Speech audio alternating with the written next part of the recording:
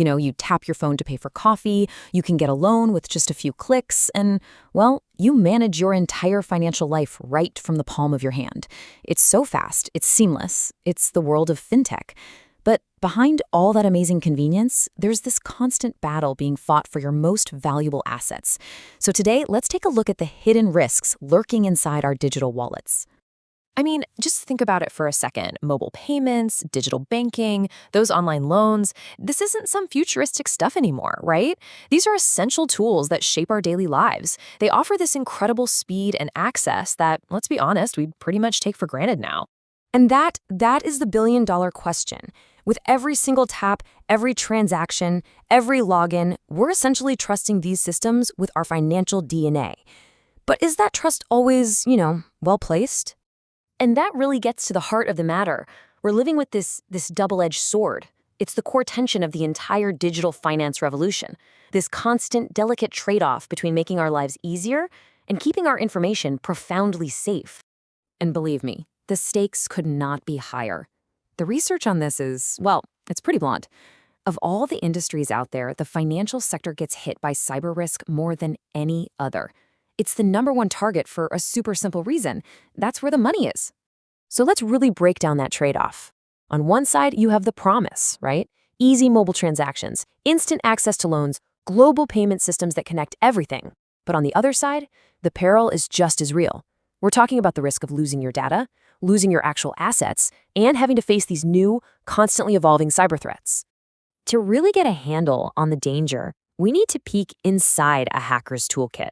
These aren't just random accidents. We're talking about carefully calculated attacks that use a whole arsenal of sophisticated methods. Okay, so these attacks aren't just random chaos. They actually fit into a few main buckets.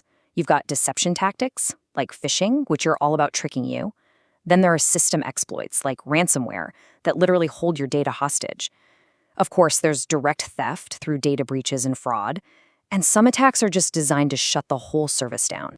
Let's zoom in on one of the most personal threats out there, identity spoofing. This is when a criminal gets their hands on your personal data and basically starts living a second financial life in your name, taking out loans, draining your accounts. It is an absolute digital nightmare. Then you get into the more technical stuff, like DLL hijacking.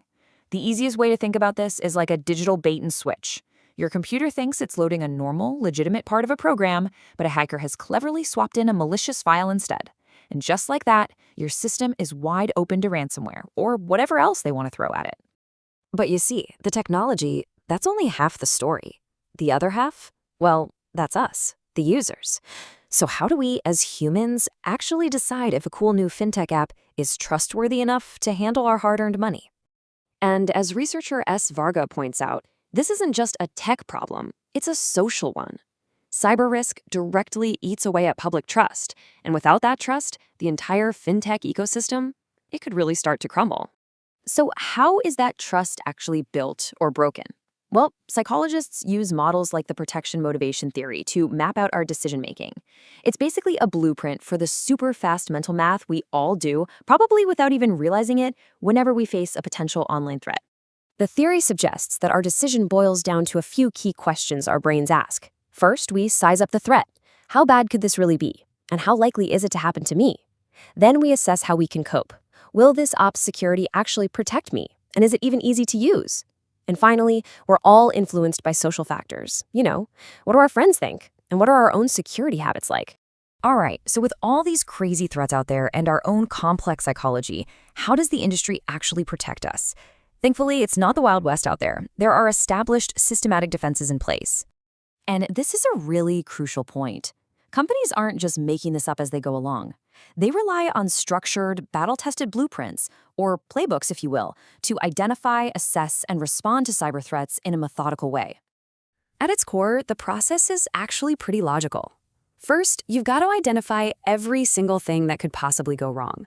Next, you analyze just how likely and how damaging each of those risks is.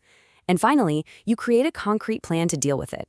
And companies have a whole library of these defensive playbooks to choose from. For instance, you've got the NIST framework, which was developed by the US government, and it's this super respected, flexible guide for managing risk. Then there's ISO 27001, which is a top international standard. Getting certified in that is like earning a black belt in information security. These aren't just acronyms, they are the gold standards for defense. So, what does this all add up to? Well, it means we're right in the middle of a continuous, high-stakes arms race for control of our digital financial lives. I think the most important thing to take away is that this isn't a problem with a simple, one-time fix. As fintech gets more advanced and more powerful, so do the criminals trying to exploit it. It's this constant cycle of innovation and defense happening on both sides of the firewall. So let's just boil it all down. Fintech is amazing, but it's a double-edged sword of convenience and risk. Our decision to use it is deeply psychological, and it's all rooted in trust. The good news is the industry is using these powerful, systematic frameworks to build its defenses. And, this is the big one, your awareness is an absolutely critical part of that defense system. And that leaves us with one final, and I think really critical question. As our financial world becomes more digital, more interconnected every single day, are our defenses evolving fast enough to stay ahead of the threats that we haven't even seen yet?